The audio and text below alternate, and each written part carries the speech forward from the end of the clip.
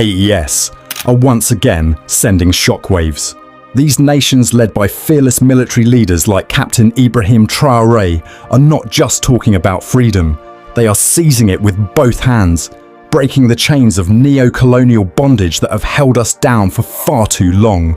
And oh, how the West, particularly France, and some of our own timid African leaders are trembling as the AES unveils plans so bold they're giving nightmares to those who thought they could keep us enslaved forever. Let's rewind a bit. When Captain Ibrahim Traoré, the fiery young leader of Burkina Faso, stood up and declared, "It's not just the currency. Anything that maintains us in slavery will break those bonds," the West snickered. France, that old colonial master, laughed through its crooked teeth, and some African leaders, those spineless puppets who've grown fat off the crumbs of imperialism, rolled their eyes and muttered, "This young man doesn't know what he's saying." They thought it was a joke, a fleeting outburst from a hot-headed revolutionary. Little did they know that Traoré, alongside his comrades in Mali and Niger, wasn't just blowing hot air. These leaders had plans, bold, audacious, earth-shaking plans that are now unfolding before our very eyes, proving that the spirit of Sankara, Lumumba and Nkrumah still burns brightly in the Sahel. And now the latest bombshell has dropped, straight from the lips of Niger's foreign minister, Mr. Bakary Yahou Sangaré. Hold on to your seats, brothers and sisters, because this is monumental. The AES is not just dreaming of a new currency, they're printing it. Yes, you heard me right. Sangaré, with the kind of clarity and conviction that sends shivers down the spine of every colonial apologist, declared, "The first tool of your sovereignty is your currency." So, the AES will definitely abolish the CFA franc, because you cannot claim to be sovereign when it's another country that prints your currency. He didn't mince words. He said it plain and simple. It's clear that we will not remain in the question of the CFA, that even France knows it. Oh, how the tables have turned. France, that smug overlord who's been pulling the strings of our economies for decades, now knows its days of domination are numbered. Sangaré's logic is as sharp as a machete cutting through the lies we've been fed. You cannot claim to be AES when your money printing press is in France. It's impossible, he said. And he's right. For too long, we've been deceived into believing that we're incapable of standing on our own, that we need France to hold our hands like children. But Sangaré threw that nonsense back in their faces, asking, "If some have done it alone, why won't we at three be able to do it?"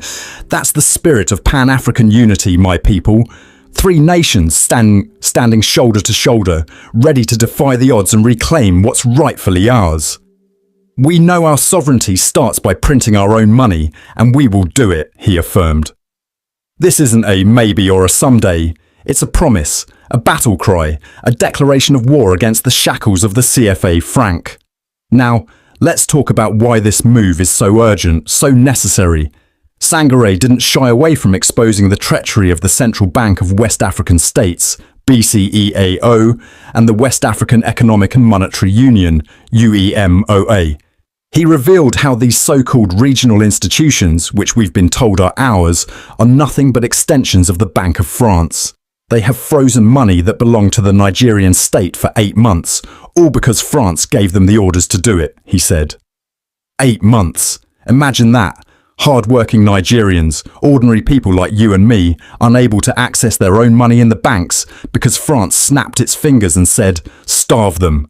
This isn't just unfair. It's criminal, it's evil, it's the kind of oppression that fueled our ancestors to fight for independence in the first place.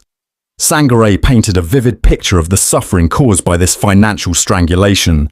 People had their money in the banks and couldn't withdraw it because the BCEAO put an embargo on it, he said. Mothers couldn't buy food for their children, farmers couldn't pay for seeds, traders couldn't keep their businesses alive. All because France and its lackeys in BCEAO and UEMOA decided to punish Niger for daring to stand up. But instead of breaking their spirit, these sanctions lit a fire under the AES leaders. We have undergone sanctions, and that's what motivates us to create our own currency, Sangaré declared. You see, adversity doesn't weaken the brave, it sharpens them, it forges them into warriors. And that's exactly what Burkina Faso, Mali and Niger have become, warriors for Africa's liberation. What's even more exciting is the revelation that Russia will play a major role in helping the AES launch this new currency. Yes, Russia. While the West scrambles to maintain its crumbling empire, the AES is forging new alliances, tapping into partnerships that respect our dignity and support our sovereignty. We need organisation, and we will do it as soon as possible, Sangare said, hinting at the meticulous planning underway. This isn't some reckless leap into the unknown. These leaders are strategizing, mobilizing, and preparing to deliver a currency that will be the envy of the continent.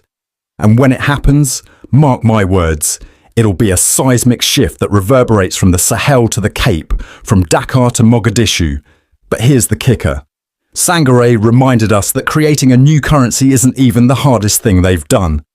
We already did what was more difficult than withdrawing from ECOWAS. That is sacking the French and US armies from our countries, he said. Think about that for a second. Kicking out foreign troops, boots on the ground, drones in the sky, bases on our soil was a Herculean task, a slap in the face to the imperialists who thought they could occupy us forever. And they did it. So, leaving UEMOA, child's play by comparison. It's a political decision. And when you make that decision, you must assume the responsibility. But we were able to do it, Sangare said, with the confidence of a man who knows victory is within reach. This is good.